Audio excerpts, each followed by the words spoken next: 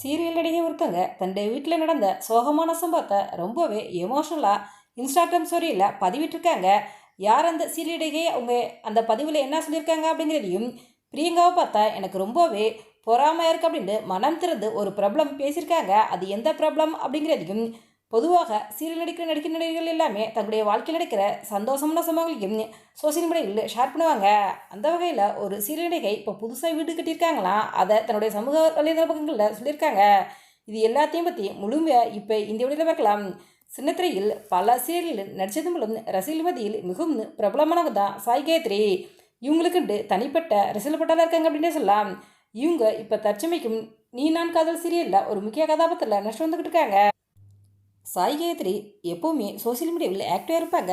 இன்றைக்கி அவங்களுடைய இன்ஸ்டாகிராம் ஸ்டோரியில் ஒரு சில விஷயங்கள் சொல்லியிருக்காங்க. அதில் அவங்க என்ன சொல்லியிருக்காங்களே, என்னோட உடன்பிறப்பு நீ இல்லாமல் இனி நான் என்ன செய்வேன், என் உடன்பிறப்பை வந்துட்டு நான் இழந்துட்டேன்.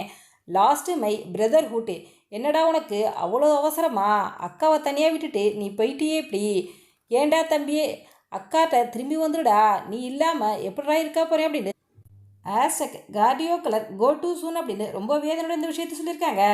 அதாவது சாய் காயத்ரியினுடைய தம்பி பாலாஜி அவர்கள் மாரடைப்பால் காலம் இருக்கிறதா அந்த பதிவில் சொல்லியிருக்காங்க. திடீர்னு சாய் காயத்ரி அவர்கள் சொன்ன இந்த விஷயத்தை பார்த்த அவங்க ரசிகர்களுக்கும் அதிர்ச்சி ஆகிப்போட்டு, சாய் காயத்ரி அவர்களுக்கு இதை தாங்கிட்டு கடந்து வர வலிமையை கடவுள் கொடுக்கணும் அப்படின்ட்டு பலரும் தங்கிட்ட கருத்துக்களை சொல்லிட்டு வந்துக்கிட்டு இருக்காங்க. எங்களுடைய சேனல் சார்பாக ஆழ்நிறைகளை தெரிவித்துக் கொள்கிறோம். இது ஒரு பக்கம் இருக்க, பிரியங்காவுக்கும் மணிமேகலைக்கும் கடந்த சில மாதங்களுக்கு முன்னாடி பிரச்சனை வந்தது நம்ம எல்லாருக்குமே தெரியும். மணிமேகலை இப்போ வேறொரு சேனலில் ஆங்கரிங் பண்ணிக்கிட்டு இருக்காங்க. இவங்களுடைய பிரச்சனைக்கு பிறகு பிரியங்காவை பற்றி ஒரு சில நெகட்டிவ் கமெண்ட்கள்லாம் வந்தாலும் அதையெல்லாம் எதையும் கண்டுக்காம பிரியங்கா தன்னுடைய வேலையில் கவனம் செலுத்திட்டு வந்துட்டு இருக்காங்க. இந்த நிலையில் கடந்த சில மாதங்களுக்கு முன்னாடி டிடி அவர்களும் ஒரு பேட்டி ஒன்று கொடுத்துருக்காங்க. அந்த பேட்டியில் பிரியங்காவை பார்க்கும்போது வியப்பாக இருக்குது, பொறாமையாக இருக்குது, எந்த இடத்துலையும் இறங்கி அடித்து வேலை செய்யக்கூடிய ஒரு நபர் அப்படின்னே சொல்லலாம். பிரியங்கா எங்களை பார்த்து மேலே வந்தவங்க.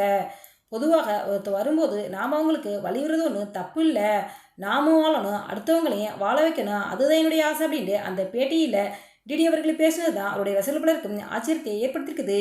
இதுதான் இப்போ சோசியல் மீடியாவில் பகிரப்பட்டு வேலை வந்துக்கிட்டு இருக்குது. இது ஒரு பக்கம் இருக்க, தென்றல் சீரியல் மூலமாக சின்னத்திரைக்கு நடிகையாக அறிமுகமானவங்க தான் ஷாமினி. இவங்க இந்த சீரியலுக்கு பிறகு பைரவி, பாசமலர், ரோஜா, மாப்பிள்ளை, வள்ளி என பல சீரியல் நடிச்சிருக்காங்க. இவங்க பல சீரியல் நடிச்சிருந்தாலும் ரோஜா சீரியலில் வில்லி கதாபாத்திரத்தில் நடிச்சது மூலம் ரசிகர்கள் மத்தியில் மிகவும் பிரபலமானவங்க தான்.